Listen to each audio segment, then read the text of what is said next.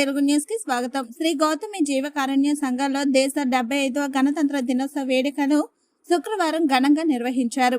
Chairman బర్రె కొండబాబు, సహాయ commissioner వివి పల్లనరాజు, డైరెక్టర్లు జాతీయ పతాకాన్ని ఆవిష్కరించారు. తొలుత రాజ్యాంగ నిర్మాత డాక్టర్ బిఆర్ అంబేద్కర్ జీవకారుణ్య సంఘం దాత కారుణ్యానంద స్వామీజీ విగ్రహాలకు పూలమాలలు వేసి నివాళులు అర్పించారు. జాతీయ గీతాన్ని ఆలపించిన అనంతరం చైర్మన్ బర్రె కొండబాబు జాతీయ పతాకాన్ని ఆవిష్కరించారు. వృద్ధులు, అనాథ బాలలకు స్వీట్లు, చాక్లెట్లు పంపిణీ చేశారు. ఈ సందర్భంగా కొండబాబు మాట్లాడుతూ దేశ స్వాతంత్ర సముపార్జనకు మితవాదులు, అతివాదులు పోరాటం చేశారని, ఎంతో మంది మహానుభావుల త్యాగాల ఫలితమే స్వాతంత్రం లభించిందన్నారు. మన దేశాన్ని రాజ్యాంగబద్ధంగా పరిపాలించేందుకు రాజ్యాంగ ముసాయిదా కమిటీ చైర్మన్ గా డాక్టర్ బిఆర్ అంబేద్కర్ ను నియమించారని పేర్కొన్నారు. ఆ మహానుభావుడు అంబేద్కర్ రచించిన రాజ్యాంగం కల్పించిన అవకాశం ప్రకారం ఒక మహిళ ప్రధాని కాగలిగారని, టీ అమ్ముకునే వ్యక్తి దేశ ప్రధాని కాగలిగారని అన్నారు.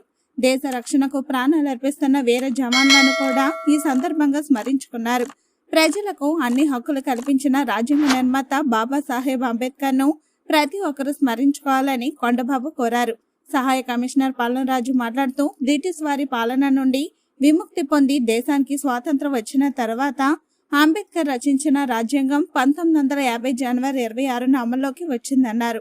ఎన్నో దేశాలను పరిశీలించిన అంబేద్కర్ మన దేశానికి విశిష్ట రాజ్యాంగాన్ని రూపొందించారని పేర్కొన్నారు. మన ప్రాథమిక హక్కులను కాపాడుకోవడంతో పాటు పక్కవారి హక్కులకు భంగం కలిగించకుండా జీవించాలని కోరారు.